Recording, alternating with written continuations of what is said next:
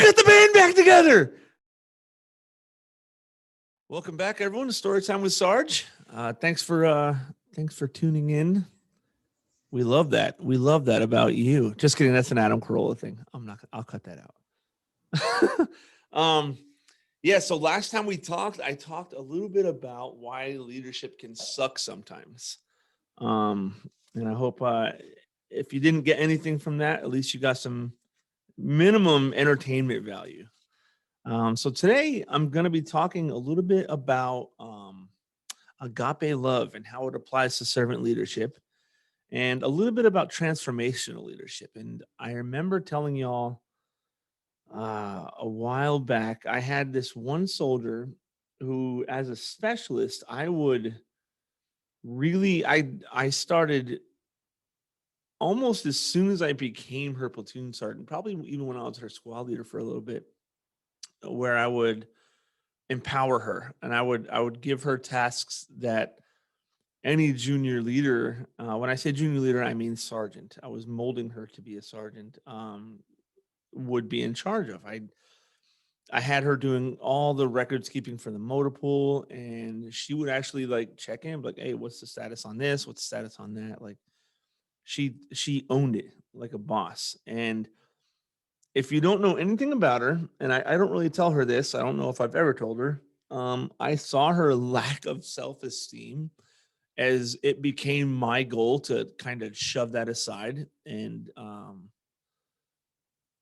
I knew as a soldier, she was good. But when it came to people relying on her, it made her really nervous. So I took that and I ran with it as much as I could. So I tried relying heavily on her to kind of get her out of her comfort zone. And it was awesome. And the one thing I loved about how she worked, even when I first got her in my platoon, we went to the motor pool one day and she was like, I finally get to see a Humvee. And she had been in the Army for a couple of years by that point. And I was like, this is awesome. Where most people would be like, oh no, I have to do one. Why would an NCO not want to teach their soldiers something? But I almost got to, I got someone who understood the Army enough, but then I could mold her into it. It was almost like getting a new soldier, but she already knew about the Army. So there was so much I didn't have to teach her, and I could strictly focus on leading at a junior level and showing her how to be a leader. If anybody knows anything about me, even if you just know me from the podcast, you'll know that I genuinely love the soldiers I work with. I remember sitting in church a while.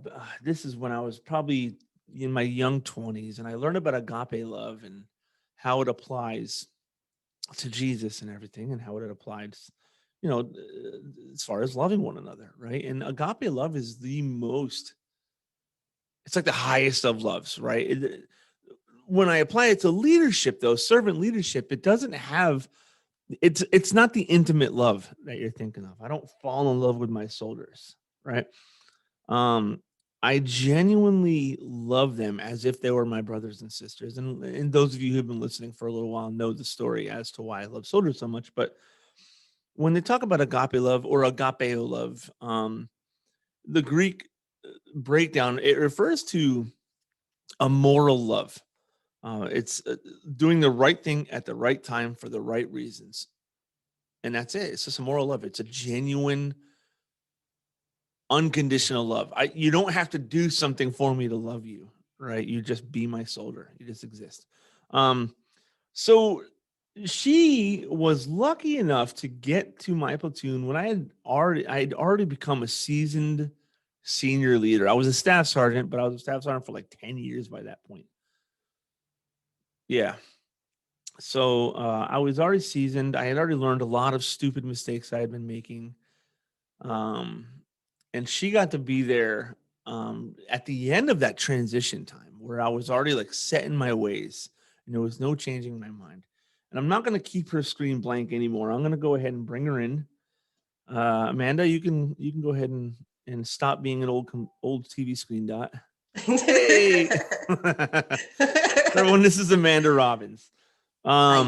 She is now Staff Sergeant Robbins. She's the one I had talked about how she's a OCT, right? OCT, they still call it that at the National Training Center in California. She gets to decide whether no matter what your team's going to deploy anyway, but that team's going to deploy anyway, but she gets to tell them like, hey, this is what you're doing great, but this is how you could improve. She strictly teaches by the FMs and the regulations. She doesn't teach them like her way, right? If she has a different way, if she goes by the FMs and regulations, then it's really easy, right? But she's not teaching them from the ground up. She is merely assessing how they do as a team and their leaders and telling them, hey, maybe this could work a little bit better. Maybe you guys could work on this and so forth. Am I getting that pretty much? Yeah. Right. Okay. So Amanda, before I go any further, feel free to tell us a little bit about yourself that I haven't already told, or introduce yourself, or whatever you want. Oh, by the way, sorry, one more thing. Yes. Voodoo Ranger is what we're drinking today. I know it's Imperial IPA. I drink it a lot, but this is my drink of choice. Nice for me. Okay, go ahead. Sorry. I don't know how to talk about myself still, but can I do a shout out to everyone? Go ahead. Like to our Misfit brothers and sister, and also my Sidebinder family. Yee. Wow. They know that noise. I do it 3 times a day. Nice. Good. All right. Is that it? That's all you want to say? Yep, that's it. Okay. So, before, I'm going to put you on the spot again because I'm going to tell a couple stories and it's going to lead to more stories. I know it. So, tell me, let's talk about when you were the whole time from when you were new to the organization. I want to talk about your feelings, your first impressions going into that, and then let's talk about when you left, when we became separate people, when I left 502nd and you were trapped there forever, right? So when you were new, what it was like to work with me, what it was like to work with our team, and whatever your assessments are, impressions, all that stuff. Let's go ahead and just get a quick synopsis, maybe 3 hours talking. Okay. I'm just kidding. Like 3 hours. Just kidding. Like a few minutes. Well, you already told the Humvee story. I think that's everyone's first impression of me, but that was my first impression of a forced comm unit. Everyone was so frustrated and it seemed like they really hated their life. So I was just not ready to enjoy it. And also the platoon sergeant at the time was my AIT instructor who threw a water bottle at me. So I had mixed feelings about it. And but it was actually going to the motor pool that first time and getting to see a Humvee up close and getting to actually touch it. Freddie will tell you that I was so excited to touch the Humvee, to go underneath the Humvee. I was just pumped about the entire thing. And that never changed. Thank goodness. I still got excited about every motor pool Monday that I did go to. Definitely my last year in the organization, I just stopped going. To be fair, I was just, you were done. You were tired. Yeah, I was nearing that 6-year mark. There was no vehicle in that motor pool that I hadn't touched and done anything, but until they got the Mat Vs, and then all that excitement rejuvenated all over back. Again. I was like, there's a reason I mentioned that, and I'm glad you talked about it a little more. There's a reason I mentioned the Humvee story, and it's going to come up later. I want you to finish telling your story, unless that was it. Was that it? Well, first impression wise, I just remember that you were really nice and I felt really bad. I think we talked about this the other day. You went to like give me a pat on the back and I yelled at you, "Don't fucking touch me." Sorry if we're not allowed to curse out here. I curse once in a while. Sorry. Okay. But like it's so funny when I think about that moment, because that was in the very beginning to like where we were at the end, where we really were like 2 peas in a pod. There couldn't be a better NCO for me to follow around like a little duckling all the time. So it's funny when I think about the beginning to the end. It is funny. And what's even more funny is, as much as I tried so hard to do right by my soldiers, we had a lot of ups and downs too. I remember you stopped stopped talking to me during our deployment for like 3 months. I was so mad. Yeah. All right. But looking back, it was the right decision. It was a hard decision. And I hated that decision. I know. Um, And I know you did. And yeah. I was so mad at Yeah. everything that I just like shut down, and I was just like, I'm here to just do my job, get Casey in trouble. Am I allowed to say her name? Because I wasn't doing my reports in a timely manner. I was getting them done, but I wasn't turning them in like I was supposed to, because I wanted her to get yelled at. She knows about this. I've talked to her about it. And yeah, I was just so mad. So what I did to make her so angry, when we got to Start crying Afghanistan, again. huh? I'm gonna start crying again. Oh, no, I'll Kidding. make it brief. So when we got to Afghanistan, we had to break down our teams in such a way that Amanda didn't have soldiers anymore. They split us up so much that the only way I could evaluate my NCOs was pick the highest ranking ones and give them the teams. And Amanda was a corporal at the time. When you're a corporal, you're a E4, but you're in a leadership position. She had soldiers before we went to Afghanistan. So I fought to get her. Actually, you know what? I'm not even going to say I. Believe it or not, my lieutenant fought hard to get them, her and Aaron both promoted to corporal. And it's a lateral promotion to corporal. No pay difference, none of that. Your responsibility just changes. So it's a very tough rank to make. And I remember when I was a PFC, I wanted to be a corporal so bad. And when I was a specialist for a little while, I asked my bosses, like my team leaders and stuff, can I be a corporal? And they're like, no, why? That's stupid. If you want to be an NCO, we'll make you a sergeant.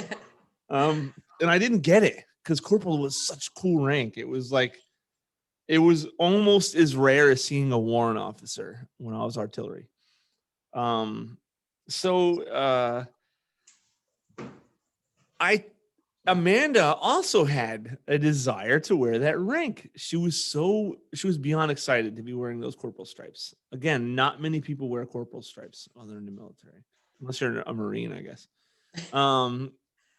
And she had them for quite a while. And then when I broke the teams down, I left them on her for a while. It's like, it's no big deal. She can wear them. It's E4 no matter what. And then the first sergeant had questioned me so often as to why she was still wearing corporal stripes. And I kept saying it didn't matter. And to him, the stupidest little things mattered, like Freddie's haircut and Amanda wearing corporal stripes, among other things. I was constantly getting yelled at by that guy. So I had to do it during our monthly counselings. I was like, hey, here comes the hard part. Long story short, I'm taking your stripes. And I didn't say that, right? I said, this is a lateral promotion because it's not a demotion to specialist. This is a lateral promotion to specialists. You have to remove your corporal stripes and put on the specialist rank. I could not have felt more guilty. It was like I took her child away from her. It was like, congratulations on the birth of your baby. It's mine now. And okay, so I recall the situation a little differently, because when we deployed, I'll give them fake names, Mac Daddy and Dilbeezy. Oh, you can talk about them. I already told them I'd be mentioning them on the podcast. McCallion and Dilbeck were my soldiers because I took care of them. I did all their QAQCs. I did all the PCCs, PCIs. I managed all of our schedules. She's using a lot of acronyms that some of you might not understand. Just know she took care of them a lot. Yes, I took care of them all the time. And then I just remember there was the whole issue with NCOERs and me being a corporal in a 6 position when we had a 5 and a 4 position. So it wasn't fair. And I remember you asking me to allow someone else to be in my team leader spot for NCOER purposes, but I would still have to do all the work. And I remember saying, no. I kept the long story short. She's telling you the full version. Earned corporal. I earned the position that I'm in. And you want someone else to hold the position, but you want me to do all the work. And I said no. And then the next thing, it was like the next day, you're like, hey, you're not going to be a corporal anymore. You're not a team leader anymore. And I was devastated because I had worked hard Yeah, for you years. did.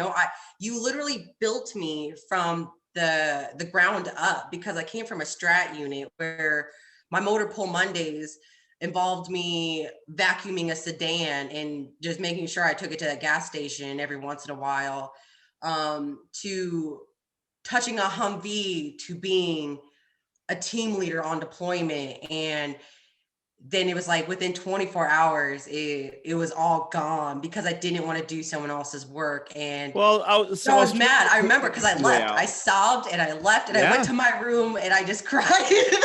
yeah, yep. I Yeah. don't even think I came back to work for the rest of the day because I was so like, I couldn't stop crying. No. When Amanda said no, she left my hands tied because I was going to leave it Yeah. as is. I was going to keep ignoring it. But I had to take the rank for her to finally accept that I'm taking her soldiers from her. And like I said, it was a difficult decision. I hated doing it because why? Right? Why would I take it from her? It didn't matter, but it mattered to a lot of other people for some stupid reason. I understand that now. At the Yeah. time, I was just like, how Yeah. dare you? Yeah. But now Um, I look back and I understand, but there's still a little part of my soul that's still annoyed because I had outperformed so many oh, NCOs as a yes. specialist just to earn those corporal stripes that I wanted so bad. So for me, I was like, well, this is real life. This is deployment. Like, I proved myself. I earned this position. It wasn't just given to me. Like, I busted my ass for years, not days, not weeks, years. And Yeah. I remember everything, and it was a lot of politics, and there were a lot of other people crying about stuff. And so I was just butthurt. That was it. From that point on, the relationship between Amanda and I was rocky.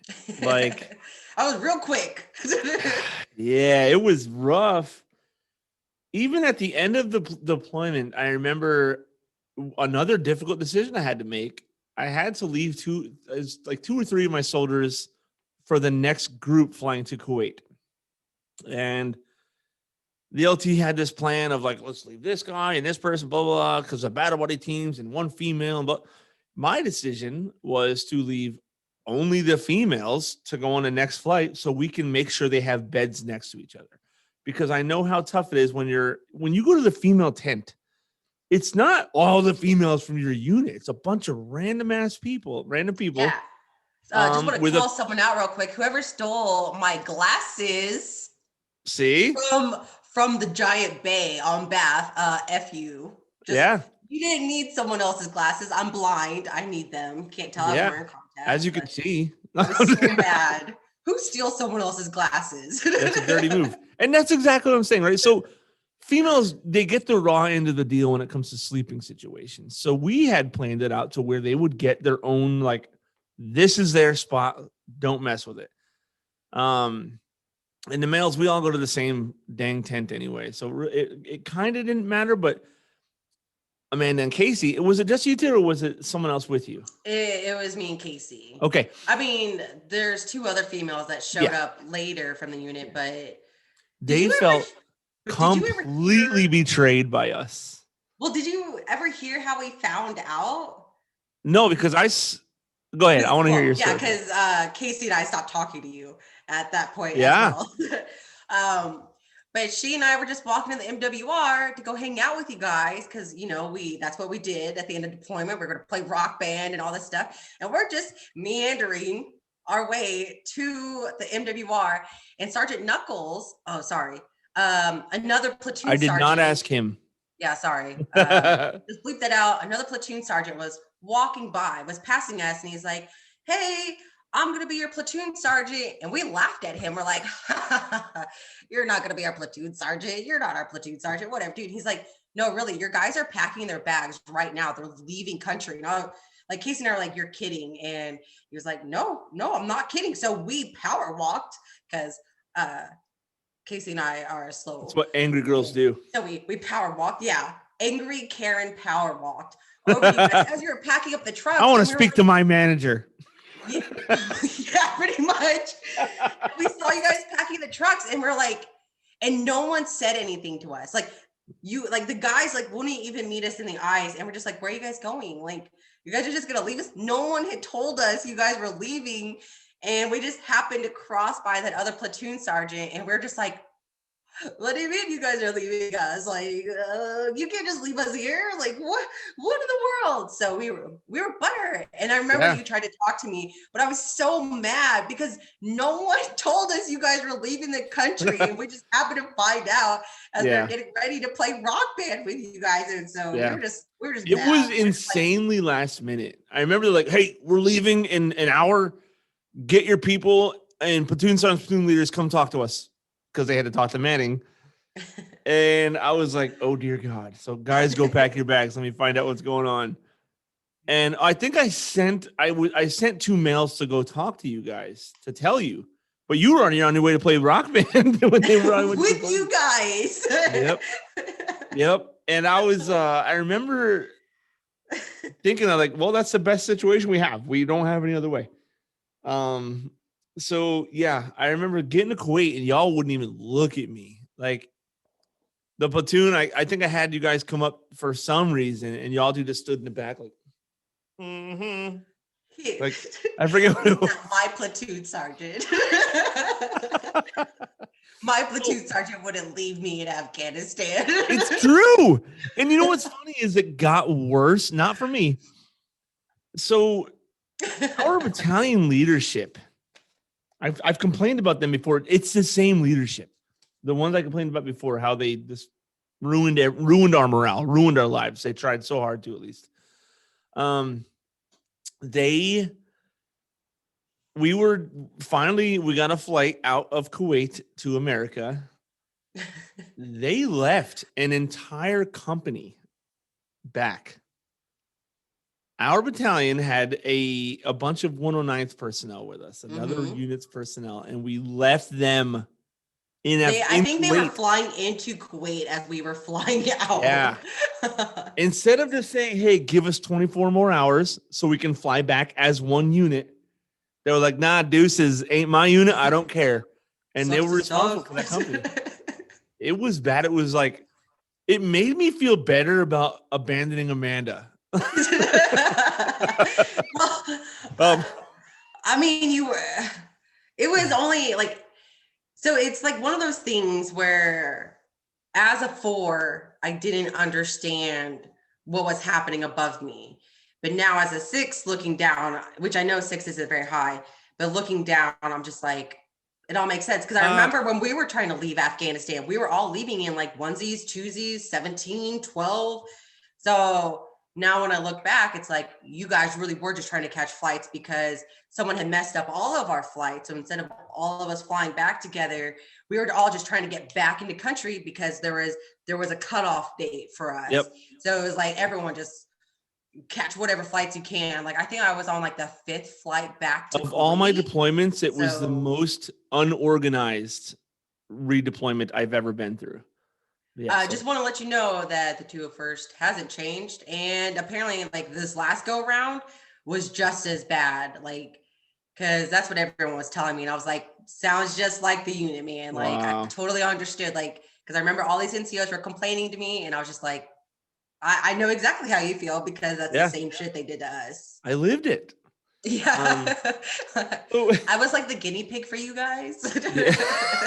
You're welcome. So I'm going to rewind. It doesn't work now. We just talked about a deployment, but I'm going to rewind about a year before this. So there was a time we had like an enormous amount of time where our unit allowed me to send my soldiers to schools, to training, pretty much whatever they wanted to do for a little while. It was like I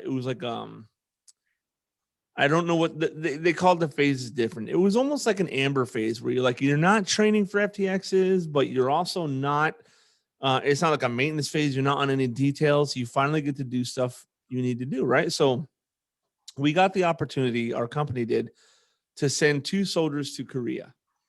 And I wasn't in the training meeting for the first part of that. So my lieutenant, Bill Barna, he was like, Bill Barna. I got the 2 guys. He knew, like, hey, let's get our guys busy. I loved getting my soldiers training. I loved it. I loved being able to. I'll get back to that in a second, actually, because there's something to that. But so I sent Brian and Freddie to Korea for a couple months to do some training out there. And then Aaron happened to be playing soccer down in the stadium on Joint Base Lewis McChord, and he came across someone that was I think he was a team captain for the All Army soccer team or something along those lines. And Aaron got picked up to play on the All Army soccer team. I have one of his T-shirts. I can't wear it because it'll be totally embarrassing, but I have one of his All Army soccer T-shirts. I think I was just wearing his sweatpants like a couple days ago. That's awesome. Yeah, like I think he gave out parts of his uniform. Yeah, all of his favorites at least. So so then I got to go to the Defense Strategic Debriefers course, and it was so cool. A bunch of us were gone. The whole platoon was stuck in the back. Amanda, I didn't ask permission, so I'm not going to talk about it's okay your situation much. I'm just going to say during my course, and this is going back to the agape love and why my wife still yells at me today. I never told you this, Amanda. So Amanda got in a situation, and I was at dinner with all my classmates because we had just had a big test, and we all passed it. So we had gone out to dinner, and I'm walking in, and I get a call from Amanda, and she's crying. And I stop literally everything I'm doing, and I walk right back out. And after she tells me, I hang up and I call every authority figure I can think of. Because I was pissed and I couldn't be there to help her. I was panicking because I couldn't help my soldier. I was states away. I was on literally the farthest south you can go away from her. And I panicked and I called every authority I could think of because I wanted to protect her. I wanted to help her, and I wasn't there to help her, and I was a terrible leader if I didn't help. So I did that. And then I got my wife involved as well because for reasons, right? And I'm glad I did. Plus Leslie. Yes. And till this day, Leslie yells at me for getting myself involved or for even calling the police. She gets mad at me for that because it had an effect on Amanda's life that could have been different. I don't know. But yeah, I will tell you, Amanda, I get yelled at a lot for that. And it's mostly because of you, Jason, Amanda has to deal with all this other stuff.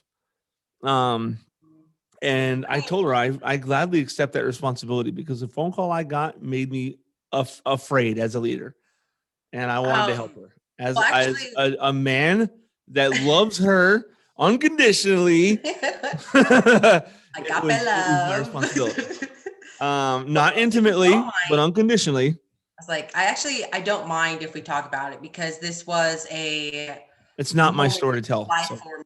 And also when I talk about excellent leadership, not just good or great leadership, but excellent leadership, this is the story that I actually tell my soldiers and my senior leaders and my peers, like to this day. Like when I talk about what an influential leader you are and how you were the person who made me who I am and why I'm still able to be the good leader that I am today, this is the building moment for it, in my opinion. Granted, I understand that there are a lot of parts because, I call you, I'm like, thank you for teaching me how to drive and stuff. So there are little breaks that made me who I am. But this was a monumental one. And if you don't mind, I'll talk about it. I don't mind because it's not my story to tell. So go ahead. But what a lot of people don't know about me, and only those that are close to me know, is that my ex-husband was very abusive to me, and he had just trashed the house, and he beat me down, not just physically sometimes, but the worst part was the mental and psychological abuse that I was going through. And I felt like I was at my wit's end and I was just done. And I remember the moment where I decided today's the day. Like I'm going to just kill myself, and like this is it. And I remember I tried to reach out to my favorite teammate, the other female we had on our team, but I think she just had a baby at this point in time, or was about to have a baby. So, she was busy. And I remember my brain was moving like 100 miles an hour. And you had talked to me enough, but like no one, I believe everyone, like all my leaders, like on the platoon knew something was happening at home, but nobody actually said anything. But I just remember how nice you were to me from literally day one. And I messed up a lot. And I was literally built from scratch being in a forest commune. I had nothing. And I just remember how patient you were with me. So I remember calling you. And then there was that whole situation about the other female on the team who was like, oh, I want her off the team. And I remember calling you guys being like, hey, I'm good to move teams, because she was here first. And the way you handled that, like, so everything that I had seen from you, even though I would not let you pat me on the back, but everything I had seen, like, I need to call someone. And I remember I called you, and you said that I did not sound right, that there was something in my voice that like had you concerned. But I was just like, oh no, I've said too much. I'm going to turn off my phone. And that was my mistake. Even though I would not call that a mistake Ooh. today. I turned off my phone, and I assumed that's when you started calling everyone.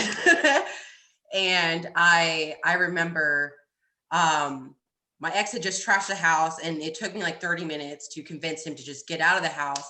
But then I had to ask him to come back because we had a son, and I had just fed Isaiah, cleaned up part of the mess. And I was like, hey, I need you to come grab our son. My ex didn't even question why, even though I was the one at home, but whatever. And that was it. The moment he grabbed my son, I was like, this is it. And I grabbed my ex's AR-15. I even like measured it out with my little T-Rex arms, and I figured out I could do it. And I remember I was praying, and not to be all religious on people that are non-religious, but I am very I mentioned religious. religion a few times. It's all right. And and I just remember praying, and my brain was, and then my brain just like stopped. And it was like it's like a wave hitting the beach on a calm day. And I was like, holy cow, like I'm accepting my death. Like this is it. And then I remember laughing at myself and being like, nah, B word, not today. Like today's not your day. You're fine. You're not fine, but you're not going to kill yourself today. And just in case I didn't listen to the divine intervention, when I went to clear the AR, it had a jam. And so I was like, even if I had like did not stop to pray and I would have pulled the trigger, nothing would have happened. And then I remember laughing at that. And then I remember Leslie coming into the house. And then I remember MPs, 3 fire trucks, and bless Leslie, man. Because I remember when I was sitting on the stoop, my ex was getting arrested. They were like, what do we do with the child? And these group of firemen came and like bombarded me. I think that's the word. And Leslie was like, hey, how about you all It's back up? And I was like, bamboozled. bamboozled me. And then Leslie was like, how about you all back up? She can't think with all you hear. And I was just like, I remember thinking, like, to this day, I would just be like, dang, this looks a badass. Leslie really is I told her I'm afraid of her. I get it. Yeah. And then the medic that was in the ambulance was like, hey, if you don't ask for help, I don't know what's going to happen to you. And I remember it was the hardest thing I've ever had to do. And I whispered, I couldn't even say the words out loud, like, I need help. Like, I just whispered it. And then I went through a crap ton of therapy. And I am so grateful for it. Because I never would have, like, I imagine if you wouldn't have called the cops and called all the emergencies, and I went through everything and divine intervention took place, and I didn't do it, I don't believe I would have ever asked for help. So tell Leslie to stop being mad at you, because I would have never had the balls to ask for help, or the ovaries to ask for help, if it wasn't literally in my face, Big because old I 10-pound refused to ovaries. acknowledge it. And I kept being like, I'm fine. Because I remember First Sergeant, the one Reed. we had at the time. Okay, I wasn't sure. First Sergeant Reed came to the hospital. He was the Yeah. first person to be there. And he visited me all the time too. I remember that our company commander didn't want anything to do with me, but I remember First Sergeant Reed. I remember when he came in, he was like, none of us had any idea that anything was going on with you, because you're always so cheerful and you're like so helpful all the time. Like I couldn't believe it. And I just remember like, well, yeah, like some of us are really good at hiding stuff, and check on your battles, because some of us are really good at hiding stuff. But That was to you. Everybody out here, check your yeah. friends. But that was a moment that I needed in life. And yes, it did come with repercussions that I was like blown away by. Like I can't believe, like, if I wouldn't have done X, then YZ wouldn't have happened. But 2020, 2021, sorry, it's a whole new year. Yeah. Amanda looks back, and I'm just like, I'm still so thankful that had happened. And it was rough and it was hard and difficult, but like, I am extremely thankful that I went through all that. And I still have the Bible that Leslie gave me. So I'm just saying, I love thank you. that. Thank you both for that moment. And also, I'm sorry to Lauren, and hopefully she doesn't remember any part of that. She showed up at my house that day. He still talks about, I think she calls him Pebbles. Well, yeah. He looks so confused when I say that. I'm like, all right, Pebbles. And he's like, Pebbles. Yep. They still call him that. I showed him a picture. It was you two just doing some sightseeing around where you live. And I was like, look at him now. And she's like, is that Pebbles? So Pebbles like, is huge. Pebbles is a rock now. I thank you for sharing that. I mean, I know you've probably shared it enough now where it doesn't take a lot for you to share it anymore, but I know it's a big deal. And I was like, I don't cry anymore, but hopefully that has an impact on some of the people listening. Well, so when I talk to people about that situation, I talk about knowing your soldiers. And I didn't know how much you knew me at that point in time, but you knew me and knew that something was wrong just by the tone of my voice. Whereas I can't imagine very many leaders that actually know their soldiers that well, or even care to know their soldiers that well, that I just didn't sound right on the phone. And yeah, I cried, but you've heard me cry. We could talk about the Port John Guard story, and that was like the first time I cried with you guys. But the fact that you knew, even though you were literally states away, you knew that something was wrong, and you stepped into action. And like I would tell you that you saved my life that day, and you made me a better person, and you made me a better NCO and a better leader in general. I'm really glad. Thank you very much. And I don't know how to accept thanks for that kind of stuff because of what I'm about to say. So Amanda calls me, if not monthly, she calls me after every training cycle that she observes. Sometimes in the middle of the training cycle. Huh? Yeah, sometimes in the middle. Sometimes in the middle. And always, even before that, even when she was still at Lewis, she would call me and be like, thank you so much for teaching me fill in the blank. And I never know how to accept those thanks. Mostly I'm like, sure. Yeah, it's true. He really does answer it. He just says it just like that. All right, sure. All right. Yeah. Thank you for thanking me. That's it. Yeah. Thank you for thanking me. Because as leaders in general, but I'm going to say leaders in the Army, as leaders, we should strive to take care of our soldiers so much. Well, let me back that up. The Army, you're given, I've gone over the levels of power, and at this time, I was a sergeant first class. No, I was still a staff sergeant at that time. I had legitimate power, right? The Army gave me power over people. And I had told you about when I was a toxic leader, right? Well, I wanted to be the expert power guy, right? I had that legitimate power already. I wanted my soldiers, one, to be treated like I would like to be treated, because I don't like to be treated like a little child. I'm a grown man with gray hairs in my beard, right? I don't, I'm not a kid. And right, I joined the army, not the Boy Scouts at 18, right? I became an adult. I'm not gonna say when I turned 18 because I was a freaking child, but I joined the army knowing that I could go to war, right? Knowing that I probably wouldn't because I was only doing 3 years and we weren't at combat, right? But knowing that I joined the United States Armed Forces, so those are already adults. So my goal was to treat my soldiers like adults, especially how literally Derek, my gunner, who I've mentioned several times, literally saved my life, right? Kept me alive in Iraq.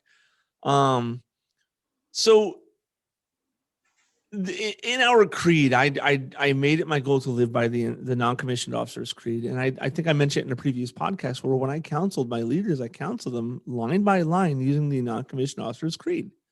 Well, do you think you live by this? Do you? This is why I don't think you've done this correctly, or this is why I do think you've done this. And part of it is also all soldiers are entitled to outstanding leadership. And for years, I would strive to be that guy. I was like, I'm going to be the best leader ever. And once I figured out servant leadership, I didn't know the name for it. I just knew that I wanted to take care of my people, my soldiers, my family. Once I figured that out, leadership became so easy because it was like, oh, she doesn't know what a Humvee is. Congratulations on the master driver. You're going to driver's training with me, right? And then like all these things, right? I don't believe a 40-hour class is going to teach you how to drive as much as getting behind the wheel when I'm in the passenger seat, right? Because then you Oh, get to learn. especially you. Because I won't only say turn left, but I'll explain to you why you're doing certain actions. And I'm a goof too. All right. I'll have fun with it. Or if you're not listening and you do the exact opposite because you think you're the TC in the driver's seat, Lord have mercy on your soul. Get ready to get an ash reaming of a lifetime. Not that I ever experienced that because I've always been like really like, all right, I'll turn. But I've been in the seat behind the driver when it's happened. I'm like, oh gosh. Let's hear it. What are you talking about? Dill Beezy. Uh-huh.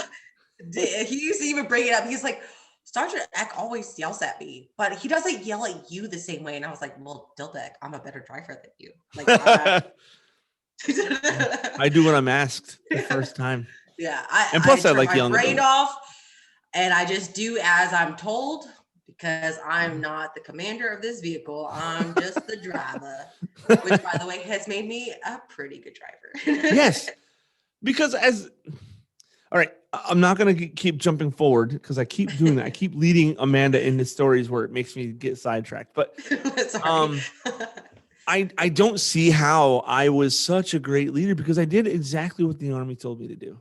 And I'm not saying like, oh, I just did what I was told. I really, when I get people, I have emails that I've saved. I have messages on Facebook that I've saved from people reaching back out to me and telling me thanks for fill in the blank. And I'm like, I don't remember it the way you do. I remember it as I better go do my job. That was it, right? Because all soldiers are entitled to outstanding leadership. Also, I'm going to translate to civilian. All subordinates are entitled to outstanding management, right?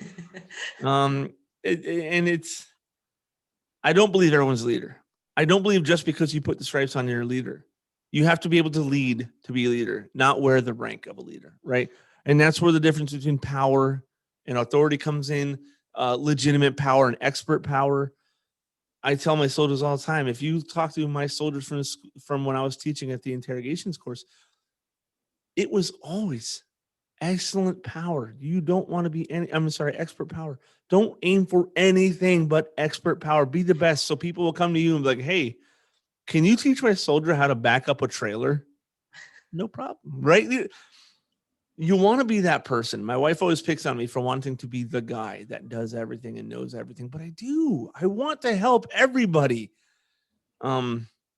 So yeah, when Amanda reaches back out to me, it's always so confusing to me because I have to like, thank you for teaching me this, and I'll be like, when the hell did I teach you that? Like, I mean, I remember teaching driver's training, but I don't remember because as a teacher, you're dumping your knowledge on people. I don't know, like, hey Amanda, listen up. I'm about to give you a golden nugget. No, it's always like, I'm gonna tell you some stuff. I hope you retain it. Good luck. And if you don't, I'm probably gonna yell at you. Look.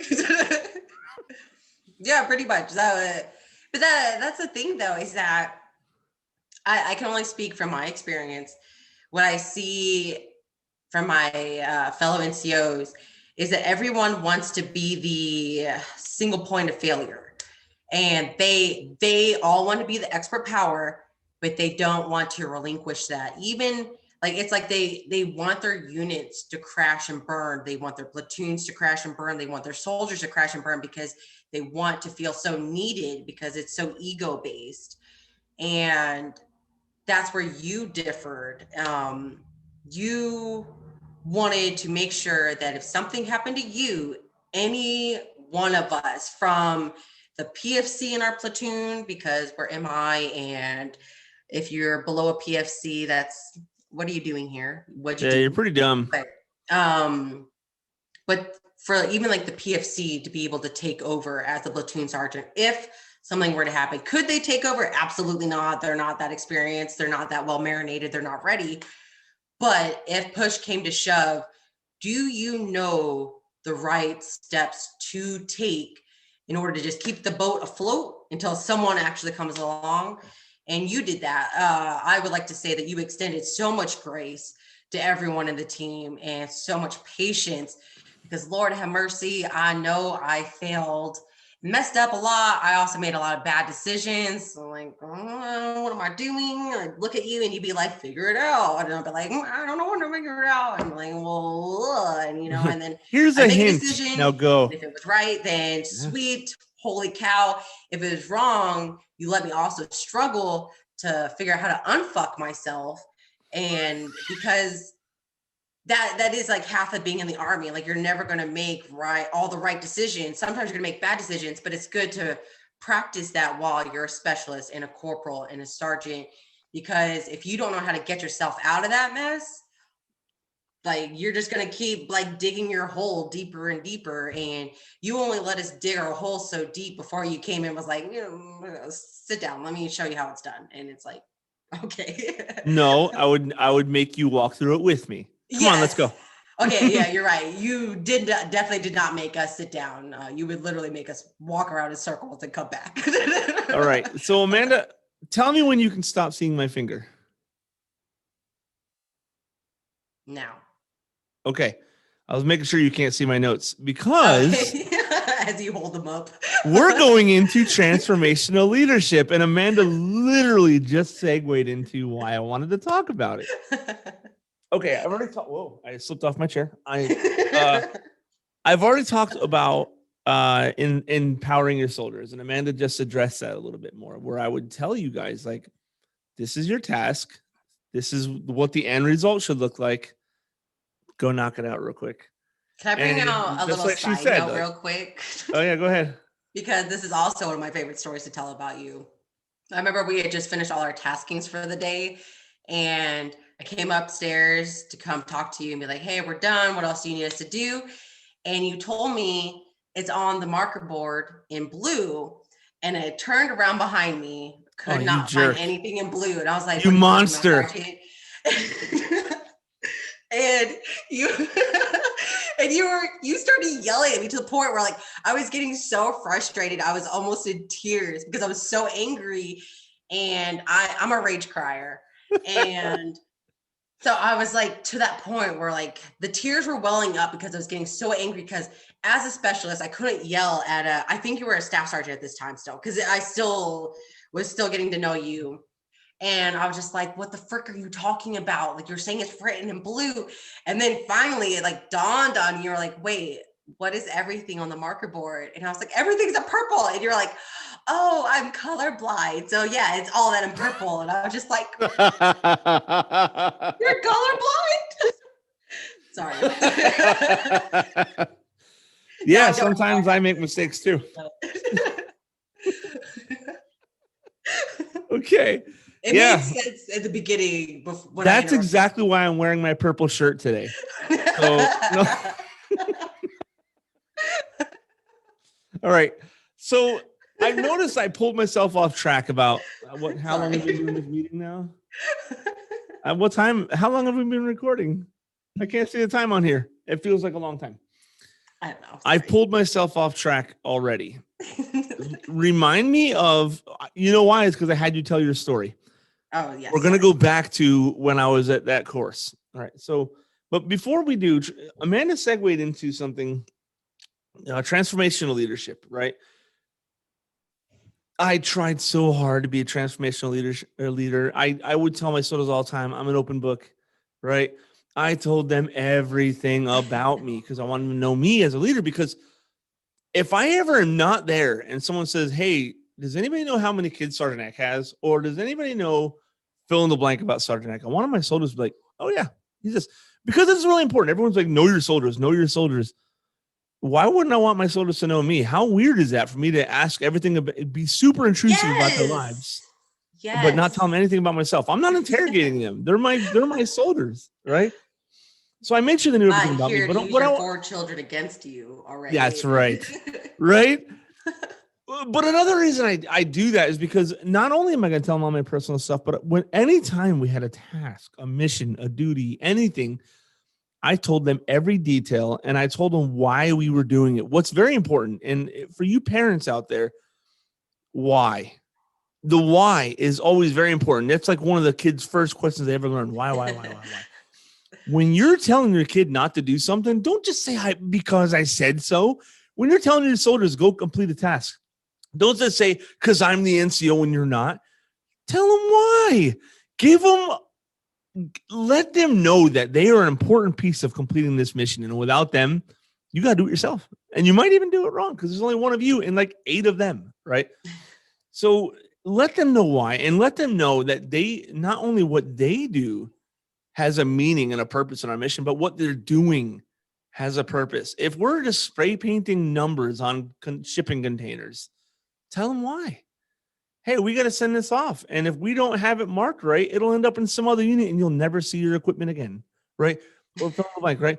Let them know why. You're such a better, I clearly am not Sergeant Eck level because I just feel like, just dumb army things, man. Yeah, I'll right. be here with you. Like, I'll be spray painting shit with you. Yeah, I'm dealing with you. I'll suffer with you.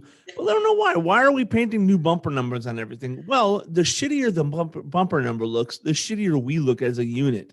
If you're on the road and you see a bumper number, all like the paint's dripping down and stuff, your first impression of that unit is they don't give a crap. I would literally buy stickers, spray paint the thing black, put stickers on the black paint, spray paint tan over it, and have my soldiers pull the stickers off. So we had perfect, even bumper numbers. Stupid, minuscule little tasks. I just want to say, as an OCT, we see that. Yeah, right? You see these tiny, minuscule tasks, and soldiers are like, why am I wasting my time spending 4 hours spray painting bumper numbers on 3 vehicles when no one else is here? And then when my vehicles get looked at, they're like, damn, Sergeant Eck, your vehicles look so much better than the rest of the company. It's like, yes, that's true, isn't it, Amanda? Right? Huh? Sweeping the motor pool. Yeah. You can find importance in every little task and let them know why they're doing it, because the why is so important. And again, that's in leadership and in parenting, right? I learned a lot about my leadership style from parenting my daughters. Like I treat my soldiers like my children. I told you guys about that too. Sun Tzu, Art of War. Read it. All right. Also, he has fantastic children, so it works. See? Well, we're going to go back. We're going to go rewind time. And I was in Defense Strategic Debriefers course, right? So that I'm starting off there again. So most of my platoon is gone. Amanda is now in the hospital, in and out, because she thinks she was out by the time I got back. Yes, she was. You were freshly out when I got back. The platoon, for the first time, we go to the motor pool Monday morning. I see my entire platoon, not just like a few people that I had, but everyone. Brian in front of you back from Korea. Aaron's back from his soccer world tour, right? Amanda's back from getting awesome help. I'm back from Yeah. some school that was really cool that has been pointless thus far, right? Like I got so excited. I pulled the platoon back to the back of the formation once we were done. I said, "Hey, let's go, first platoon or MFT1 on me." And I said, I'm looking around. I was like, "We got the band back together!" Right? I was so excited. That was literally my words. Yes. And I said, "Hey guys, we got 4 vehicles and 4 trailers and 3 generators. Let's get them done as fast as possible. Let's go to the movies. Forget bowling. We're going to the movies." And you guys all looked at me like I was nuts. And I was like, "Come on. I think the first movie's at 11:30." And I pulled up my phone, 11:35. Let's go watch it. We didn't even care the movie. We just wanted to go to the movie. Yes. And something happened where the old platoon sergeant found out. And so we were like, "You can come too. Who cares? Let's go." And we went to the movies and it started 11:30. We didn't get back to post like 1:15. It wasn't that bad. It was like just after lunch, right? And we're all in our platoon doing our thing. We're up in the platoon office. It was a Monday, so they were probably like inspecting night vision goggles or pro masks or something.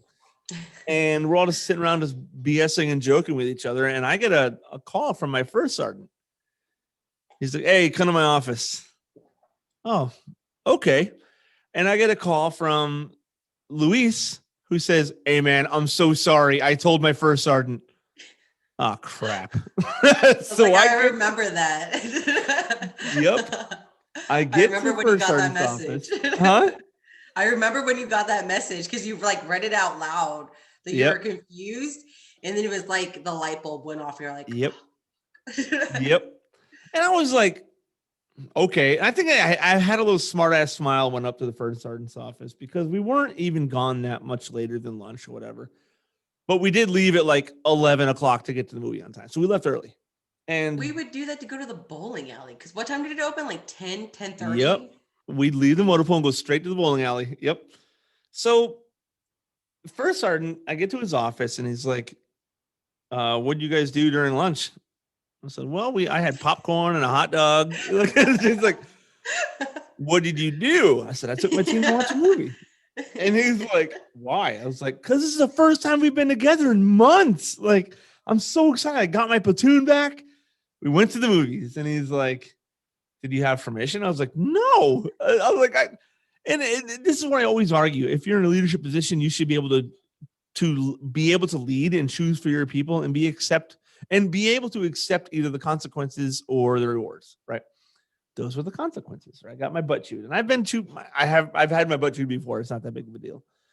But what he said was, make sure you have permission from the battalion to do an event like that. And I told him, yeah, if I ask for that event, it becomes a whole battalion event. The military's got to fork out hundreds of dollars to rent out a movie theater. So it's going to be some giant, stupid ordeal where we spent 5 minutes planning and had a good time. And he said, "Well, you have to have permission for that kind of stuff." Sergeant Major's pissed about it because the first sergeant that had been told had like told everyone. Every senior leader found out within like 10 minutes. So I got my butt chewed, and they made comments for like a couple weeks, maybe even a couple months. Like, "Oh, are you gonna take your sodas to the movies again?" I said, "Well, if I have time, I might." Like, I didn't care.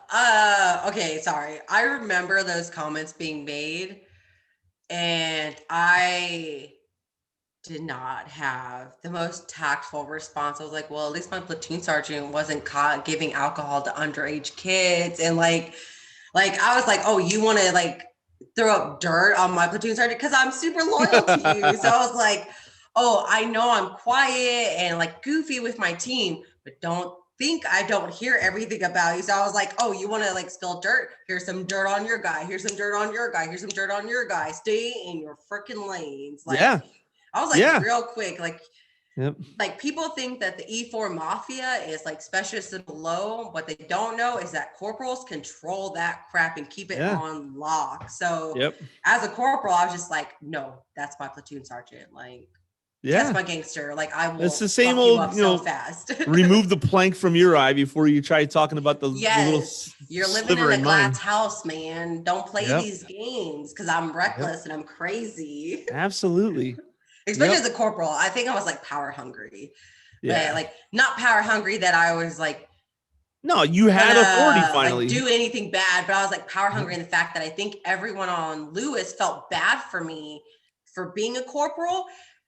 And so I was just like, let me like help me all the time. And like everyone wanted to help me all the time. And people were like, oh, I feel so bad for you. I'm like, don't feel bad for me. Like, I'm a fucking badass. Like Well, I told that story because that's part of the Agapao love, right? I was genuinely happy to have my soldiers back.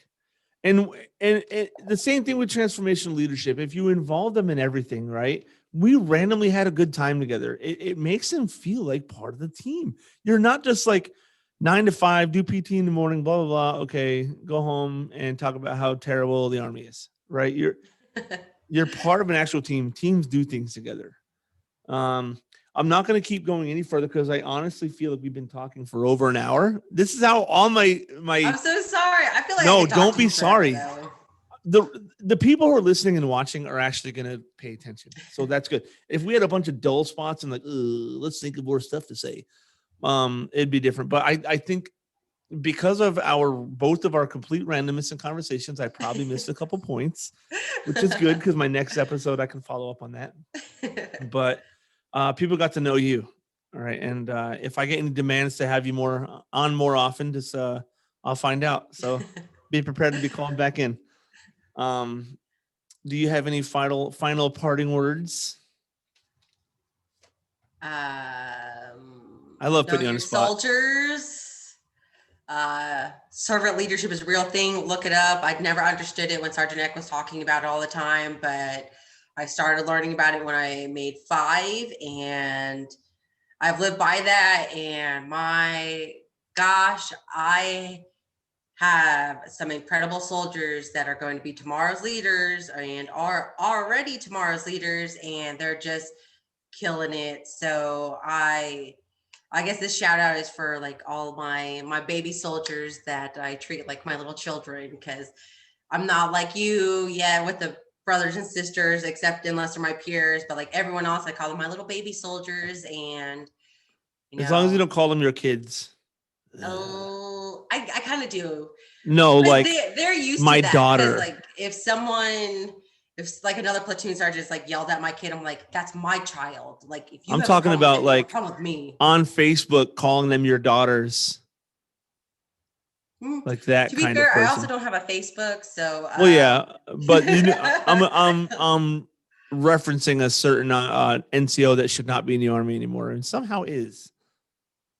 now I'm so curious. Okay, we're gonna talk about this offline because now I'm I very recommended UCMJ because she lied to me about being awake at PT, and I went to the gym and she wasn't there. Yeah, Oh, actually, I have a yeah. funny story about that NCO. Okay, So we'll talk about later then. as soon as you stop recording, I Okay. got something good for you. I'll call you because I have to drive home, so I do want to hear it Oh, from you. okay. All right, everyone else, thank you so much for listening.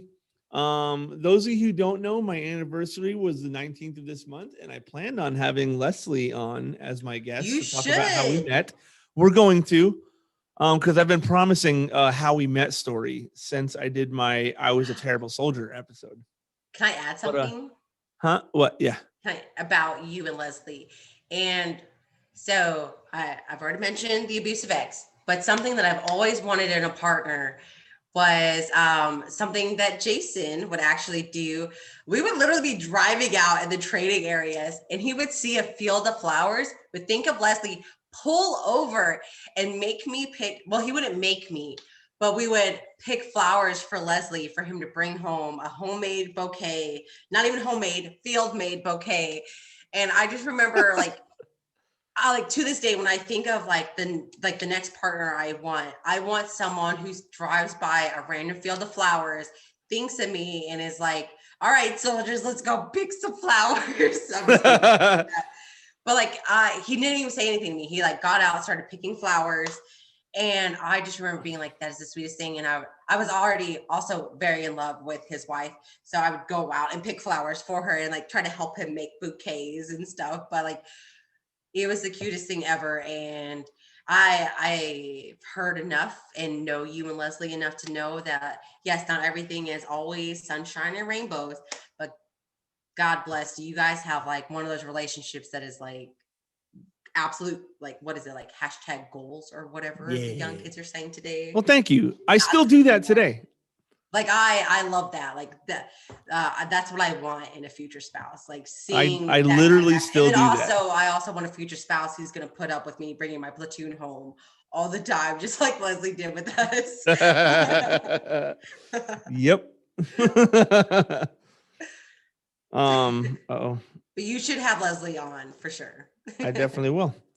We are going to do it. I just don't know when she'll be able to with the Bose situation. My son Yes. had some medical issues, everybody, and we had to put everything on pause. So, but anyway, When the time comes, you guys are in for a treat. yeah, I hope so. There was one night we almost recorded, and Leslie looked so dang pretty. She was all dressed up because we are getting ready to go on a date and stuff, and we couldn't record. But Was this going to be the date? You guys recording at the studio? part of it actually, yeah. Okay, everyone, thank you so much for listening again. If you're watching this on YouTube and you haven't subscribed, please subscribe, like it, leave a comment. I love reading the comments. I think I respond to all of them. Yeah, I do. Leave a comment for me or Amanda because I'm sure she'll be looking. Tell your friends. Feel If free to you're in hit the me up. military, tell your military friends. There could be some leadership nuggets you could be pulling from these. At least stuff you can throw in your cargo pockets to use later. That's the reference I always use. Thank you again so much for listening. I really appreciate all of you, and shoot me a message if you want anything brought up in the next episode. If you want to talk about anything, if you want to be a guest.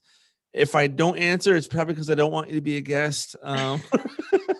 But yeah, I love you all. Thank you so much. Thank you again, Amanda. Bye, everyone.